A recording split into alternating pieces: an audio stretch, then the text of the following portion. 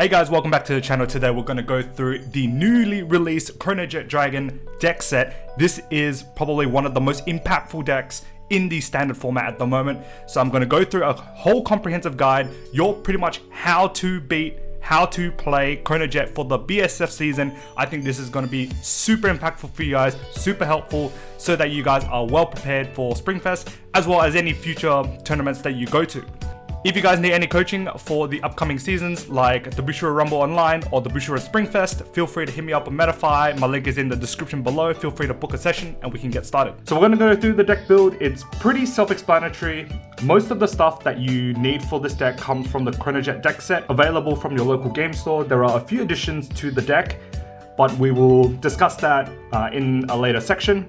Budget options and stuff like that. I think that's really important, especially if you are a new player getting into the game. It is super important to know what to find. I know that there are very expensive cards that make this deck really good. So I'm going to provide you with all the budget options that you need for this deck, as well as go through how this deck set changed the metagame and what to expect, how to play this deck in the tournaments coming up for you. So starting off, we have the ride line from the deck set. This ride line is insane. Essentially, Mazer Gear Dragon allows you to draw 1, draw 2 if you're going second, and your grade 2 allows you to search for a grade 3 in deck. So your main ride line for Chronojet. Next, we're going to talk about the grade 3s. Notice that we only run 4 extra grade 3s on top of our ride line, and I'll explain that a little bit later. In the deck set itself, you get 4 Bally and 1 extra Chronojet, so that's 3 slots that you essentially remove from the deck set for other cards. The reason why we're playing low grade 3s is that we want to make room for more early game cards, and I'll explain that a little bit later. With the added slots that you get from removing 2 Bally and 1 Chronojet, it allows you to add essentially 3 extra cards. Chronojet itself is searchable from the Steam Breath Dragon that comes with the deck set. The accessibility to this card is very easy. You can also search it off the Smoke Gear Dragon. So when you ride up to grade 3, you can search this out if you have a Bally in hand already. Bally, on the other hand, is essentially a grade 3 that you discard for your first stride. It's a good beater, but majority of the time you use your grade 2s to kind of do combo shenanigans. So the need for this being a bait stick is low. And the crest itself allows you to pump up your rear guards. So even if your rear guards are grade 1 in the front row, the crest itself makes it so that you hit super big numbers already. Going forward, we're going to be running 2 Chronojet and 2 Bally. These numbers are not fixed, by the way. So if you find that you like 3 Bally or max out on Chronojet, feel free to change it. I will explain through what cards to change. So yeah, and these are probably the cards that you would change. Which is this grade 2 here, Argandia. But this card is ridiculous. So Upstream Dragon, your number 1 combo piece, I guess. This card allows you to jump down to a grade 2. Allows you to jump down to a grade 1. When you attack, it gains +5, so it's automatically a 15k attacker on your first stride without flipping any G-zone, and then you search for your grade 1 and call it to the back row. Notice that this card calls as standing. So there are combos later on, which I'll explain, which utilizes this card to its maximum, allows you to play very minimalistic on your stride turn, and essentially this card is used to farm hand with the grade 1 GG. Yeah, this card is just super crazy. So for Upstream, and this is the cardable card. Argandia is a Soul Blast 1 15k shield grade 2. This card is a 10k shield if you have the crest, 15k shield if you have a face-up G-zone. It's an okay card. So if you find that you need more space for Chronojet or Bally, you can remove this card. Essentially, early game, it is nice to have, especially because a lot of decks hit you for 10k shield. You can freely just go with this and Soul Blast 1. This is a cuttable card later on, and I'll explain why. So we're gonna leave that there and we'll revisit this card at a later stage. Going to the grade 1s. So the grade 1s itself, this deck runs 3 of the DPG and 1 Elementaria. If you don't have the Elementaria, or if you just bought this deck from the Chronojet deck set, feel free to use the 4th Island that comes with the deck set. It doesn't matter too much. Having a free PG against anything that has triple drive is always good. So yeah, it's just how it is. The other grade 1s that we run from the deck set is 4 GG and 4 Steam Breath. Steam Breath is your alternate card that you use to stride. This card also says that if you have it in your hand, you can discard it and search for your Chronojet. The importance of that is that you can fulfill the requirement to stride into your Chrono Dragon Nextage, which I'll explain a little bit later. But this card is just super versatile. It also allows you to deck compress, which is really strong. The old one had to be cold, and then you had to discard a card to search for your Chronojet, except this one now, you can freely discard this card from your hand and automatically search for your Chronojet. Pretty insane card. It's a 4-of. And then GG, this is probably one of the most impactful cards that came out in the deck set. If you place it, you can Soul Blast to draw a card. The second part of the ability is that if it's called by an ability such as your Upstream or your Faterider in your G zone, it gains +5. This card, when comboed with some of the other cards that coexist in this deck, allows you to have a formidable early game, which is what we're going to discuss now. So because we removed 1 Chronojet and 2 Bally, there's actually open room for more cards. You essentially have slots to run 6 extra cards. And the 6 extra cards are grade 1s that can soul charge. Primarily, the biggest one would be Brainwash Swirler. And then the second best one to Brainwash Swirler is Gungaram. I know that these 2 cards are super high in price at the moment, which is why we're talking about this set of cards last, I guess. If you have Brainwash Swirler, it is the best card to run alongside GG, because not only does it soul charge, but later on it becomes 13, 18, depending on how many cards you soul charge. Additionally, Gungaram serves the same purpose, except it's kind of a mixture between Swirler and GG. So if you don't get the GG and you draw the Gungaram, then it doesn't feel too bad, but essentially you'll need to draw another soul charger as well. Later on, we'll discuss about cards that you want to mulligan, and it is really important that you keep a GG and a Swirler, or GG and a card that soul charges. Alternatively, you can also keep Gungaram in the place of GG, because the 1 soul charge that you get off Gungaram fulfills the extra 1 Soul Blast cost that you use for its Soul Blast 3 effect, or the Soul Blast effect to draw a card. In this list, as a standard, we run 4 Brainwash Swirler and 2 Gungaram, and this is to produce an early game offense. It's really hard, especially because majority of your cards, like your Upstreams, well actually just Upstream, is locked behind GB, so you need a way to combat the early game. Next, we're going to talk about the triggers. So if you're buying the premium deck set, or the deck set in general, it comes with rainbow triggers. So you'll get 4 heals, 4 5k draws, 4 5k crits, and 4 5k fronts. So when you're purchasing the deck, try to find an alternate 5k crit. The 5k crit matters. So don't use the 4k crit, because first of all, the soul issue with this deck, there's actually no soul issues. Running the 5k crit allows you to commit this in front of an 8k, which makes it 13, which means that hitting against your opponent's Vanguard is forcing for a 5 or 10k shield.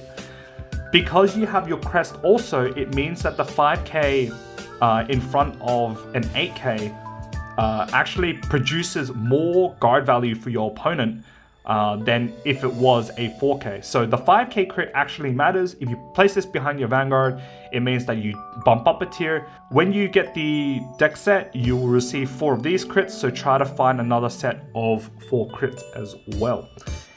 OT comes with the deck set, which is very good, so you don't need to go anywhere to find your Dark States OT. The draws itself, unfortunately in the deck set, comes with the vanilla draws.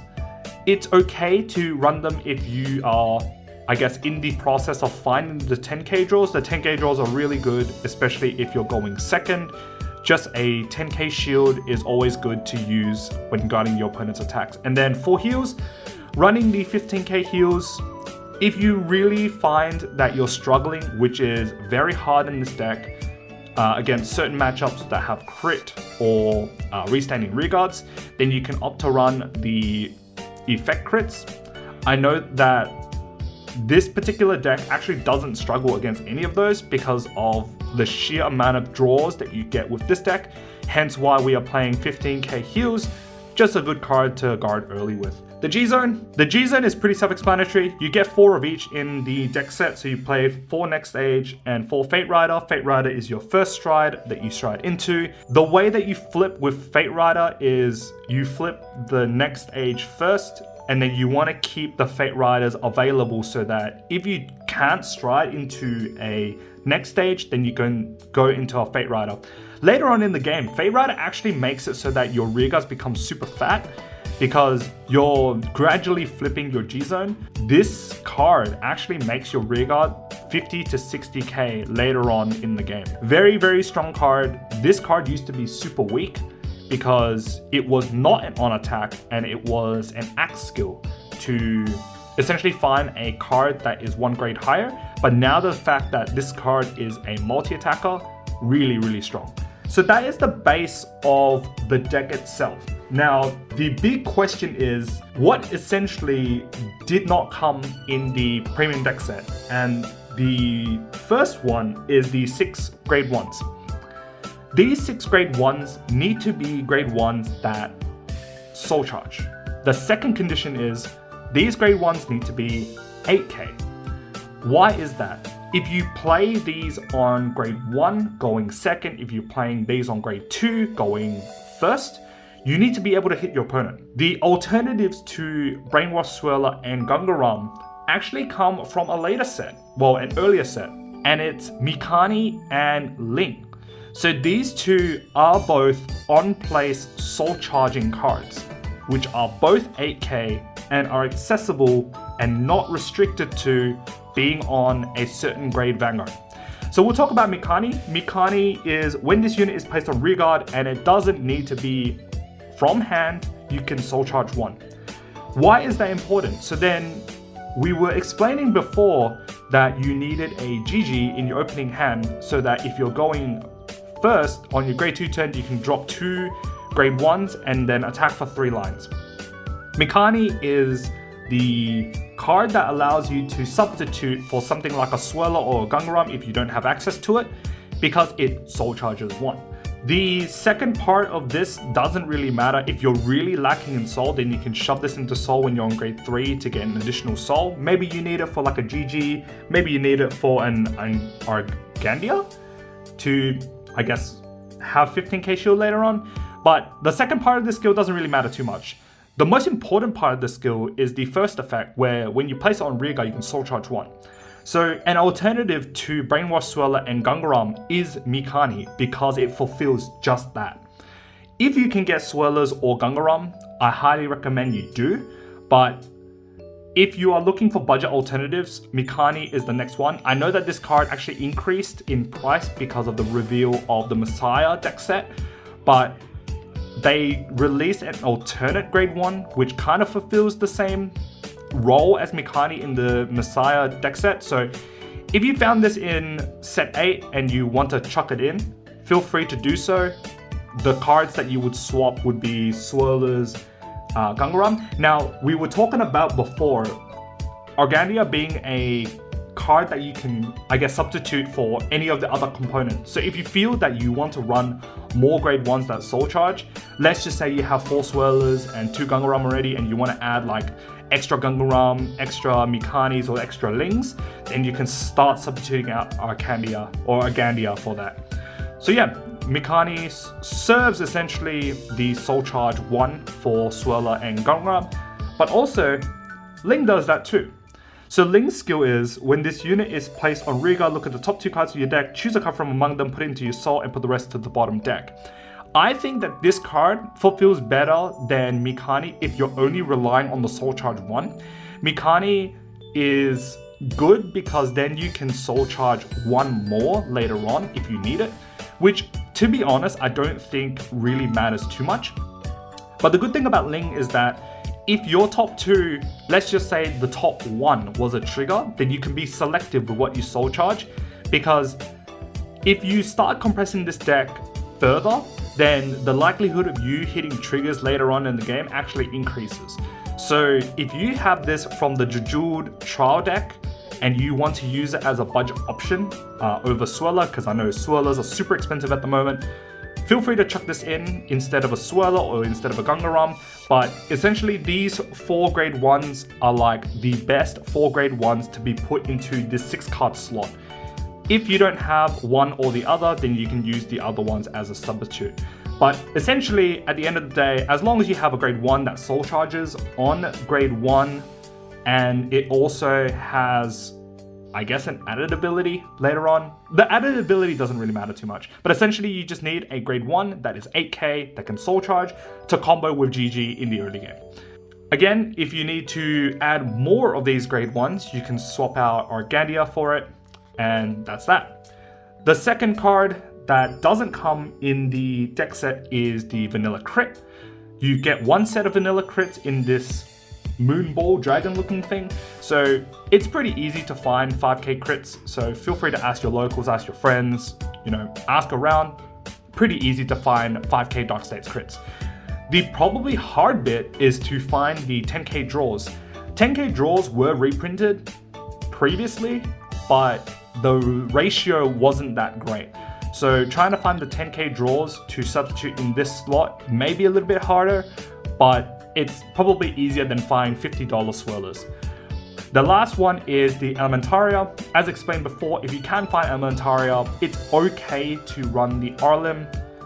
Nothing super impactful, it's just good to have this, especially if you're playing against Guard Restricts, Flagbergs, Lorana Roll, any Guard Restrict essentially. It bypasses that. So it's a good to have. If you don't have it, then just play the Arlim. But otherwise, the most important cards to, I guess, discuss about is Swirler and Gungaram. So now we're going to talk a little bit about the Mulligan. And I think this is really important, especially for newer players or players in the competitive scene. In Japan, if you've been watching any of the, I guess, fights that they've been doing, a lot of the time the Mulligan requirements are GG. So you want to keep a GG and a way to soul charge. So either your Swirlers, your Gungaram, and if you're playing a budget option, you want to keep the Mikani or the Ling. Just one of them is fine. And then 1 GG. So the opening hand, the best opening hand is a soul charging grade 1 as well as a GG. Going first, going second doesn't matter. So if you are going first, then you can drop these 2 on your grade 2 turn. That's the first time you can attack. If you're going second, then you can drop this after you ride your Mazer Gear Dragon and yeah, attack like that. Usually the formation for you to attack on grade 1 would be 3 8Ks, where the GG actually refunds the 1 card that you commit from Swirler, because Mazer Gear draws you 2 if you're going second. If you're going first, then you're going to be riding your Smoke Gear and then dropping these 2 anyways. So you get an extra turn to draw 1. The GG refunds itself by Soul Blasting 2. The next card that is, I guess, of importance to keep is Upstream. You want to keep an Upstream for your later turns, especially into your stride turn. I'll go through the combos later on, but if you have an Upstream, it's good to keep 1 along with these 2, but the priority in terms of what you keep is definitely a GG and a grade 1 soul charger along with Upstream. If you had to choose between one or the 2, definitely keep the 2 grade 1s first. You eventually will draw into this card, and GG with Mazer Gear Dragon and the ride line itself allows you to naturally draw into your Upstream anyways. Your stride also calls Upstream, so it's not necessary to have it in hand. It's a really good to have, but the 2 most important cards to keep are these 2. In your opening hand, make sure to return obviously all your triggers and all your 3s. These 3s are searchable later on. So Valley is searchable off the Smoke Gear. The Chronojet Dragon is searchable off your Steam Breath Dragon, so make sure to return all your 3s. You're playing a low number of Bally's anyways, so if you're returning the Bally's, then you want to maximize the amount of Bally's you have in your deck so that when you ride up to your Chronojet, then you can search your Bally and discard it for Stride. Because when you discard it for Stride, you essentially draw 1. So this card actually replaces itself in your hand once you search it off the Smoke Gear, once you Stride. And then, like I explained before, the Chronojet itself is searchable off Steam Breath, so you want to maximize the amount of Chronojets in the deck, because this card allows you to deck in 1 more card in the deck, which means slightly higher chances of hitting triggers on your attacks. In terms of your formation of attacks, as I explained before, when you're on grade 1 and you're going second, then you want to commit 2 grade 1s. Preferably it's a Swirler and a GG. If you don't have the GG, you can afford to just call the 1. Don't overextend by calling another Soul Charger. But if you have the GG, then you want to call the Soul Charger and call the GG, because then the GG will Soul Charge, well, let's just say you Soul Charge 1 off the Swirler, you can Soul Blast 2 and draw the card. So the GG actually gets refunded, which means that the only card you technically committed is the Swirler. If you don't have the GG, just call the Swirler and call it a day and attack twice. But if you have both Swirler and GG, and or Swirler and Gungaram, or it's essentially a grade 1 that allows you to draw, which is Gungaram or GG, and then an extra Soul Charger, then this is your pretty much line of play for when you attack on your first turn.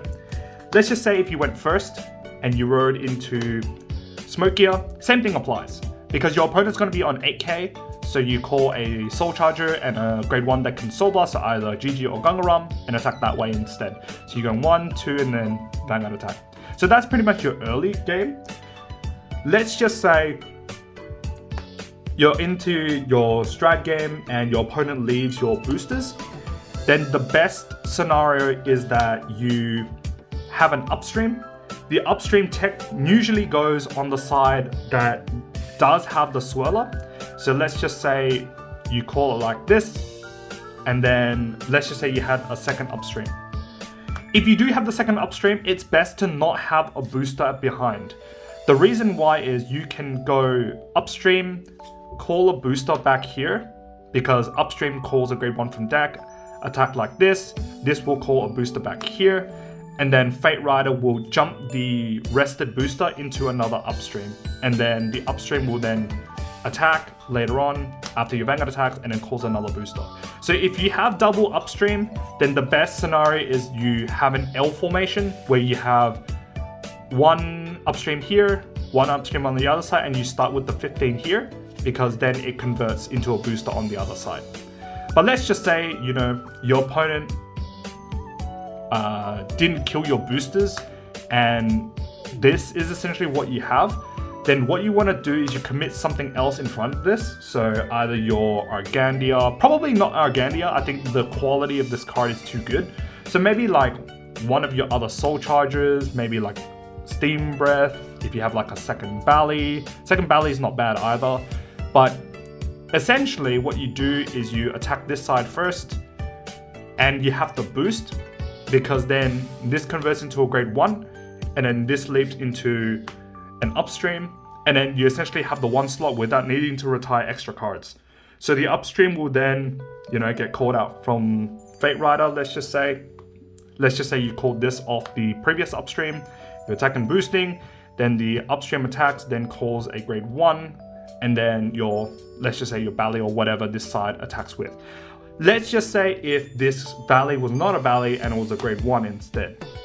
So say you have something like this, then what you want to do is you want to go attack 1, attack 2 boosted, and then jump this down to a grade 1, and then the Faterider jumps the front grade 1, or the back grade 1, sorry, the back grade 1 into an Upstream,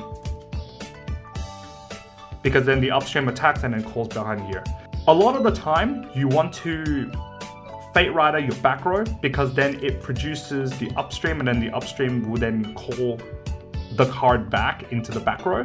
So always jump your back row, usually commit the unit that you're okay to essentially lose, because if your opponent attacks into it or if your opponent binds it or whatever in your front row, then it's a card that you want to lose.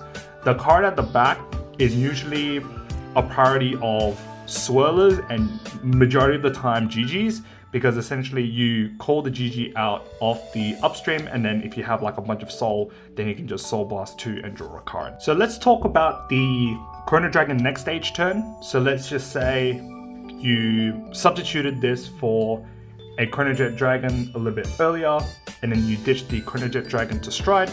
Then you're going into a Chrono Dragon Nextage.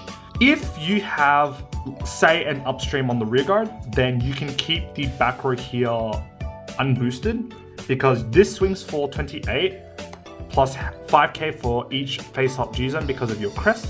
So this actually hits for like 38 on the first stride. Well, the first stride of Nextage. You don't actually need a booster.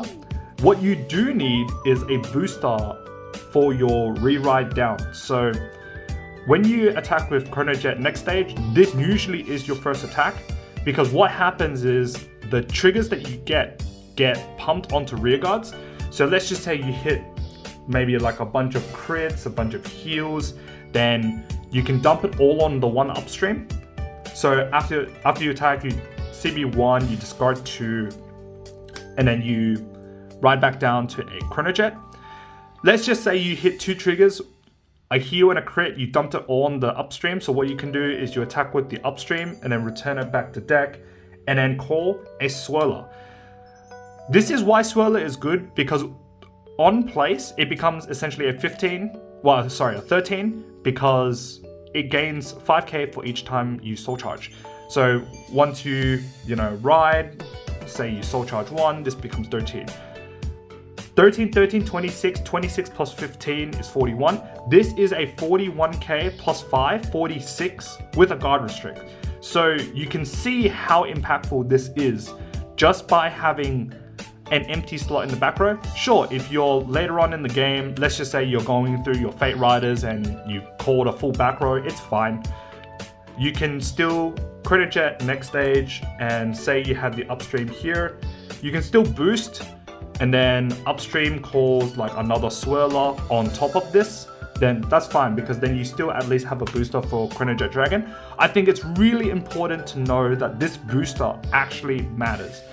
If your opponent's on 5 damage, then sometimes the triggers that you get off Nextage should be pumped to the back row, because the guard restrict actually makes your opponent's, like, essentially, it makes it super hard to guard because it blocks grade 1s, which means your opponent can't PG, which also goes back to the idea that it's good to have the Elementaria, because Elementaria actually bypasses this guard restrict. But let's just say in the instance that you don't, this is massive. Minimum of this is 41 if it's another grade 1. Let's just say if it was, I don't know, probably GG is probably a bad example, but maybe like a Mikani. So this is 41, right? So what, 13 plus 8, 21, 21, 31, 36 plus 5, 41. So minimum is 41. So if you dump triggers on this, it becomes 51, 61, etc., right? So this is why it's really good to either call a swirler here or a GG, because they are both 13k, which bumps it up to 56, well, minimum 46, and then with triggers pumped onto it, 56, 66. So if your opponent's at 5 damage, this column is super duper hard to guard, especially if you are raw guarding, because PGs are negated, right? Because of the grade 1 guard restrict. So if you get triggers and you have to determine the current board state, if your opponent's at 4 and you hit a crit, then it might be good to pump it all into rear guard, because then you have 2 columns of, say, 41k power to guard instead of just one super big 60k. If you check a crit and your opponent's at 4, the crit's obviously going to go to the rear guard, and then you have to distribute your power according to how your opponent's kind of set up, right? If they have like heaps of cards in hand, then you want to make sure that you optimize the amount of power on 2 columns instead of 1, because they're just going to dump everything on the 1, just guard this with like, say, 1 card or something, then sure, right? If they have an Elementaria, then the middle column is kind of useless, so then you want to make sure that one of your sides is big. But this is pretty much the Nextage, I guess, formation. Let's just say you stride into Nextage. If you don't have a booster back here, which is quite unlikely, then you swing Nextage unboosted. It's always good to have it boosted if you can replace this card at the back. But if you can't replace it, let's just say your rearguards are a little bit awkward, you have these two, for example, then you want to keep this standing, because then when you rewrite down into Chronojet, it becomes minimum 41. So yeah, that's pretty much the Nextage combo. The good thing about this deck also, now that we're going into, I guess, logistics and kind of how the deck plays into the meta, this deck is very, very, very free. So everything in this deck is just CB1, Nextage is CB1, Faterider is CB1. Your on-stride is essentially the only card that makes you use more than one CB a turn.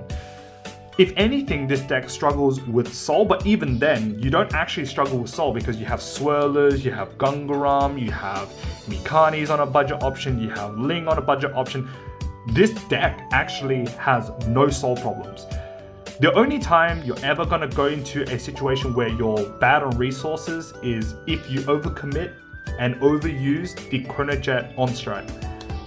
The one time, well actually the multiple times in this particular metagame at the moment where the Chronojet on strike matters is against Eva. Eva protects Obstigade only from retire, but not from bottom deck. So you can make it so that your opponent loses a 10k shield off their board just by using Chronojet Dragon's on-stride skill. This card is very good into the Eva matchups.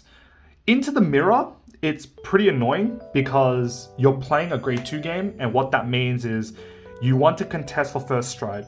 First stride means that your opponent gets to stride into a triple drive, 4 attacks, it's super big. But sometimes if you are playing a grade 2 game, you can ride up based on how much damage you have. If you are low on damage and you have like a considerable amount of hand, then you might want to ride up and have access to your stride zone. But in the past, for the G era sort of time, this deck really struggled because it didn't have an early game, but now it does because it has Swirler and GG in the standard format. Which is why it's so important to find these two early, because if you're not committing early lanes to attack, then the tempo of your deck actually significantly drops when you're transitioning from the mid game to the late game, or even from the early to the mid game, especially into the mirror. Other formidable matchups that you might want to consider is Overlord. Overlord in March is getting the Ardor Hatchet Dragon, which essentially says if you are on grade 3, you can, I think it's like, retire the grade 2 to put an Overlord from your bin into Soul, which means that they fulfill Dote's restand ability on the grade 3 turn, which means that they are 1 turn quicker.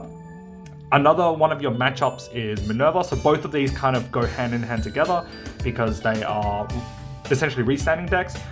I find that Minerva is easier in a sense that if you don't get OT'd by Drag Vader, then the ceiling of both of those decks are quite even, but the fact that Dragon Empire has Drag Vader, which is the Dragon Empire OT, trying to guard a 3 or 4 attack Vanguard is super duper hard. Well, 3 attack Vanguard actually. And then having to deal with 2 big rearguards because they have Burning Horns, it's pretty annoying. So I'd rather deal with Minerva, but all in all, it's a Vanguard-centric deck, kind of similar to this, except they don't have Guard Restrict. So this deck actually is a better version of Overlord in a sense, but it's only really active once you get to your stride zones. But all in all, I think this deck is super insane. I've been test playing it ever since I got the deck set in English, which was a couple days ago. This deck is super fun. Highly recommend if you have access to this at your local game store, feel free to check it out, pick up a deck. It's really easy to get into this deck. The only cards you really need are grade 1 Soul Chargers and then vanilla crits, and you're pretty much happy to go. This is the most impactful deck for Spring Fest. So if you're going to a Spring Fest, this is definitely one of the decks that majority of teams will bring, along with a mixture of Eva, Overlord. There's probably other decks like Wellstraw later on. So this is the deck to look out for. Make sure you're testing against this deck. It is a very, very strong deck, draws a bunch of cards, and has insane power the longer the game goes. TLDR with this deck, how to beat it is beat it early. The faster you kill it, the easier your time is, because the longer the game goes, the stronger their rearguards become, their Vanguard becomes because of the crest. So if you're killing them earlier and they have no way to fight back, then you're in a good position. So yeah, that's pretty much it for the comprehensive guide here for Chronojet. I hope this is super useful for you guys, especially for the newer players. I think this is a really good start on where to look for. I think the 2 budget options is a really good way if you can't afford the $50 swirlers, or if the swirlers get reprinted and you can't get your hands on them. It is a good way to get into playing dark states essentially. So yeah, that's pretty much it for this video. If you guys like this video, pop a like, comment down below what you guys think of this deck. Did you guys pick it up from your local card game store? I hope you did, because this deck is super duper fun. And if you got access to the premium deck set, these SPs are beautiful. So make sure you pick them up from your local game store. Hit the subscribe if you haven't already, and I'll see you guys in the next video. Peace.